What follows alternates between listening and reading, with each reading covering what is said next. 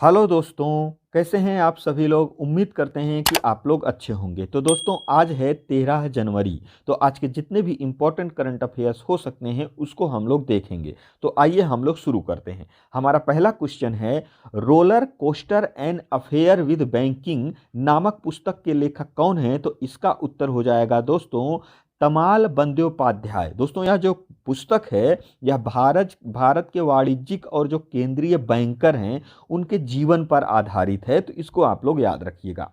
हमारा पहला क्वेश्चन क्या है, हमारा दूसरा क्वेश्चन है, भारत ने किस देश के साथ राजनयिकों के प्रशिक्षण में सहयोग बढ़ाने के लिए एक समझौता ज्ञापन पर हस्ताक्षर किया है। तो दोस्तों, इसका उत्तर हो जाएगा पनामा। और दोस्तों, यह पनामा जो है एक राष्ट्र है, ये कहाँ पर है। तो यह पड़ता है मध्य अमेरिका का जो दक्षिण दक्षिण भाग है, वहाँ पर यह जो है पनामा एक देश है, जिसकी राजधानी क्या है, जिसकी राजधानी है पनामा शहर, और मुद्रा जो है बालबोआ है, और इनके राष्ट्रपति क्या हैं, लॉरेंटिनो कार्टिजो हैं। ठीक है। ये दोस्तों जो मध्य अमेरिका, जो उत्तरी अमेरिका और दक्षिणी अमेरिका के बीच का जो भाग है वही है पनामा देश। और दोस्तों, हम आपको बताते हैं कि राजनयिक क्या होता है। तो दोस्तों, ये जो राजनयिक है, ये राजनयिक में दो चीज आते हैं। आपको राजनयिक के बारे में कुछ लोगों को पता होगा, कुछ लोगों को नहीं पता होगा। तो जिन लोगों को नहीं पता है वो जान लें कि ये जो राजनयिक है इसमें दो लोग होते हैं। एक को कहते हैं उच्चायुक्त, और दूसरा जो है राजदूत। उच्चायुक्त यानी कि हाई कमिश्नर, राजदूत यानी कि अम्बेसडर। तो दोस्तों, ये जो है उच्चायुक्त और राजदूत, इन दोनों का काम तो एक ही है, यानी कि जिस देश के हैं वो लोग उनका प्रतिनिधित्व करते हैं। लेकिन ये उच्चायुक्त कब कहलाते हैं और राजदूत कब कहलाते हैं, इसी को हम लोग देखना है। तो हम लोग दोस्तों, जैसे राजदूत है, कोई भी कॉमन देश है, कोई भी कॉमन देश में किसी देश का जो प्रतिनिधि होता है, जो उस देश का जो है प्रतिनिधि नियुक्त होता है, उसी को हम राजदूत कहते हैं। ठीक है। और ये जो उच्चायुक्त है, आप लोगों ने नाम सुना होगा राष्ट्रमंडल, यानी कि कॉमनवेल्थ, यानी कि जो राष्ट्रमंडल के सदस्य देश हैं, यदि वहां पर ये नियुक्त होते हैं, किसी भी देश के जो राजनयिक हैं वहां पर नियुक्त होंगे, राष्ट्रमंडल जो देश हैं सदस्य हैं उन वहां ये नियुक्त होंगे, तो उनको कहा जाएगा उच्चायुक्त। तो यह आप लोग को समझ में आ गया होगा। अब आप लोगों को बता दें कि कॉमनवेल्थ क्या है। तो दोस्तों, अगर हम देखें तो पूर्व में, यानी पूर्व में जितने भी देश ब्रिटेन के गुलाम थे, यानी कि उसके जो उपनिवेशक थे, वो जो है इस कॉमनवेल्थ से जुड़े हैं, उन्हीं को जो है कॉमनवेल्थ कंट्रीज कहते हैं। तो जो इंग्लैंड के जो गुलाम देश थे, अगर वहाँ पर कोई किसी भी देश का, जैसे हमारे देश का राजनयिक जो है वहाँ पे नियुक्त होगा, तो वहाँ का जो राजनयिक होगा वो उच्चायुक्त कहलाएगा, ना कि राजदूत। तो इसको आप लोग याद रखिएगा। हमारा अगला क्वेश्चन है, केंद्रीय स्वास्थ्य और परिवार कल्याण तथा रसायन और उर्वरक मंत्री डॉक्टर मनसुख मंडाविया के एक बयान के अनुसार ओडिशा में देश का पहला कोयला गैसीकरण आधारित तलचर उर्वरक संयंत्र किस वर्ष तक तैयार हो जाएगा। तो दोस्तों, इसका उत्तर हो जाएगा अक्टूबर 2024 तक। दोस्तों, यह जो तलचर उर्वरक संयंत्र है, यह भारत का पहला कोयला गैसीकरण आधारित संयंत्र है, जिससे यूरिया जैसे उर्वरक का उत्पादन किया जाएगा। इससे भारत जो है यूरिया आयात की जो है निर्भरता कम कर सकेगा, यानी कि जो अभी भारत यूरिया का बहुत अधिक मात्रा में जो आयात कर रहा है उसकी मात्रा जो है घट जाएगी। अब हम लोग जानते हैं कि ये जो है कोयला गैसीय क्या है, ये कोयला गैसीय क्या है, तो इसको हम लोग समझते हैं। तो ये जो कोयला गैसी है, कोयलों को संश्लेषण गैस यानी कि सिन गैस में परिवर्तित करके मतलब करने की एक प्रक्रिया है। सिन गैस क्या होता है। तो दोस्तों, ये जो सिन गैस है यह जो है हाइड्रोजन, कार्बन मोनोऑक्साइड और CO2 का एक मिश्रण होता है। ठीक है, इसका एक मिश्रण होता है जिसका जो है बिजली बनाने या उर्वरक जैसे रसायन के उत्पादन में उपयोग किया जाता है। तो इसको आप लोग याद रखिएगा। हमारा अगला क्वेश्चन है, विश्व हिंदी दिवस हर साल 10 जनवरी को मनाया जाता है, यह पहली बार किस वर्ष मनाया गया था? तो दोस्तों इसका उत्तर हो जाएगा, यह जो है पहली बार जो है 2006 में मनाया गया था। हमारा अगला क्वेश्चन है, निम्न में से कौन 10 से 16 जनवरी 2023 तक स्टार्टअप इंडिया इनोवेशन वीक का आयोजन कर रहा है? तो दोस्तों इसका उत्तर हो जाएगा, उद्योग संवर्धन और आंतरिक व्यापार विभाग के द्वारा इसका जो है आयोजन किया जा रहा है। दोस्तों इसका जो मुख्य उद्देश्य है, यानी कि स्टार्टअप इंडिया इनोवेशन वीक का जो मुख्य उद्देश्य है वह है उद्यम करने या नवाचार को बढ़ावा देना है। तो इसको आप लोग याद रखिएगा। हमारा अगला क्वेश्चन है, प्रवासी भारतीय दिवस के 17वें संस्करण की थीम क्या है? तो दोस्तों इसका उत्तर हो जाएगा, प्रवासी अमृतकाल में भारत की प्रगति के लिए विश्वसनीय भागीदारी। तो इसका जो है ये थीम है। हमारा अगला क्वेश्चन है, केंद्र सरकार ने लद्दाख की अनूठी संस्कृति, भाषा और रोजगार की रक्षा के उपायों पर चर्चा करने के लिए एक समिति का गठन किया है। समिति की अध्यक्षता किसके द्वारा की जाएगी? तो दोस्तों इसका उत्तर हो जाएगा नित्यानंद रॉय द्वारा। अब ये नित्यानंद रॉय कौन है? तो दोस्तों ये जो है केंद्रीय गृह राज्य मंत्री है। तो इसको आप लोग याद रखिएगा। हमारा अगला क्वेश्चन है, हाल ही में प्रोफेसर रहमान राही का निधन हुआ है, उन्हें किस वर्ष पद्मश्री पुरस्कार से सम्मानित किया गया था?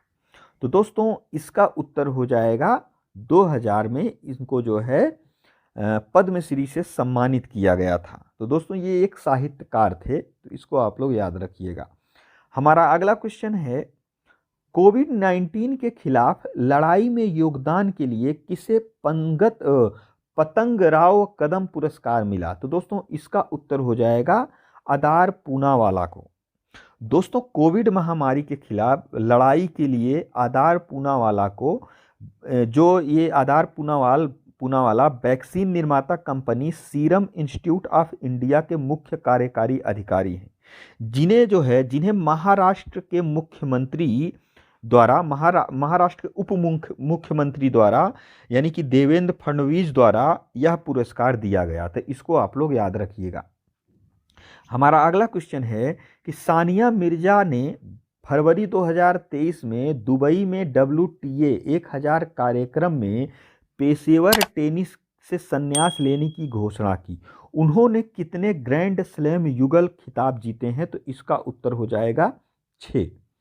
हमारा अगला क्वेश्चन है, 8 जनवरी 2023 को किस शहर में आधिकारिक तौर पर अंतर्राष्ट्रीय पतंग महोत्सव 2023 शुरू हुआ है? तो दोस्तों इसका उत्तर हो जाएगा अहमदाबाद। दोस्तों इसका उद्घाटन जो है गुजरात के मुख्यमंत्री ने 8 जनवरी को अहमदाबाद में किया। यह जो है G20, हम लोगों को पता है कि G20 सम्मेलन इस बार भारत में हो रहे हैं। तो G20 की जो थीम है, जो थीम क्या है? एक धरती, एक परिवार, एक भविष्य। तो यह जो है महोत्सव इसी पर आधारित है।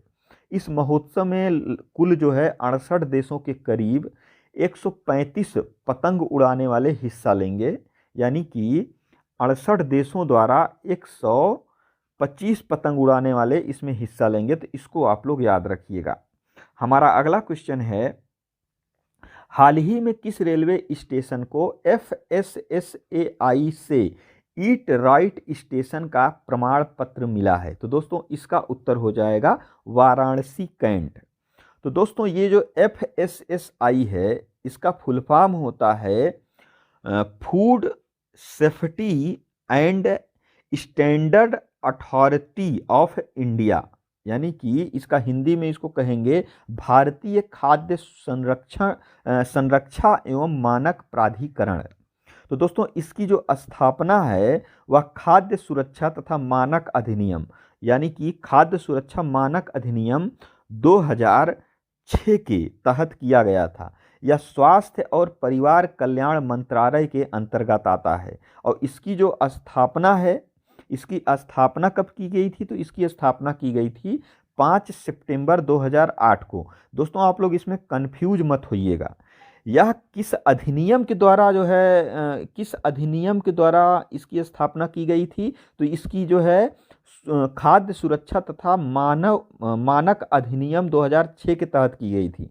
लेकिन इसकी स्थापना कब की गई? तो 5 सितंबर 2008 को की गई थी। इसका मुख्यालय जो है नई दिल्ली में है और इसके जो संस्थापक हैं वो हैं अंबुमणि रामदास। तो इसको आप लोग याद रखिएगा। और दोस्तों इसका जो कार्य क्या होता है? इसका कार्य होता है मानव उपभोग के लिए सुरक्षित व पौष्टिक भोजन की उपलब्धता सुनिश्चित करने के लिए विज्ञान पर आधारित मानकों की जांच करना। तो इसको आप लोग याद रखिएगा। हमारा अगला क्वेश्चन है, हाल ही में किस देश ने सीमा पार से आने वाले लोगों के लिए नया कानून बनाया है? तो दोस्तों इसका उत्तर हो जाएगा अमेरिका। हमारा अगला क्वेश्चन है, हाल ही में इंटेलिजेंट ट्रे रिट्रीवल सिस्टम खबरों में रहा, यह निम्नलिखित में से किससे संबंधित है? तो दोस्तों इसका उत्तर हो जाएगा स्क्रीनिंग तकनीक से। इसको दोस्तों शॉर्टकट में कहते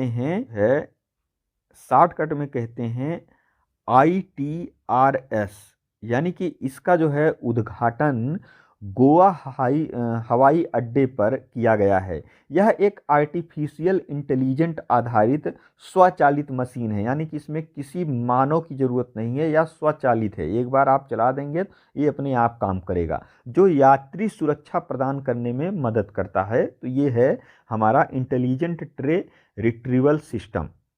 तो हमारा अगला क्वेश्चन क्या है? हमारा अगला क्वेश्चन है, सुप्रीम कोर्ट के फैसले के अनुसार कौन सा मौलिक अधिकार राज्य या उसकी इकाइयों के अलावा अन्य व्यक्तियों के खिलाफ भी लागू किया जा सकता है? तो दोस्तों इसका उत्तर हो जाएगा अनुच्छेद 19 और 21। तो दोस्तों यह हाल ही में चर्चा में इसलिए है दोस्तों क्योंकि ये हाल ही में सुप्रीम कोर्ट ने यह निर्णय सुनाया है कि अनुच्छेद 19 व 21 जो है के अंतर्गत एक मौलिक अधिकार को राज्य या उसके साधनों के अलावा, यानी कि राज्य या उसके साधनों के अलावा अब अन्य व्यक्तियों के खिलाफ भी लागू किया जा सकता है। तो दोस्तों ये हमारा आज का था 15 करंट अफेयर्स, और जो हमारा आज का क्वेश्चन है जिसका उत्तर आपको कमेंट बॉक्स में जरूर देना है, वह है हाल ही में किस देश का पहला पूरी तरह से डिजिटल बैंकिंग राज्य कौन सा बना है? तो दोस्तों इसका जो है उत्तर क्या होगा हमें कमेंट बॉक्स में बताइएगा। तेलंगाना, गोवा, केरल और कर्नाटक। तो दोस्तों आपसे रिक्वेस्ट है कि अगर आप हमारे चैनल पर भी नए जुड़े हैं तो हमारे चैनल को जरूर सब्सक्राइब कर लीजिए। और दोस्तों वीडियो देखने के लिए आपका बहुत बहुत धन्यवाद।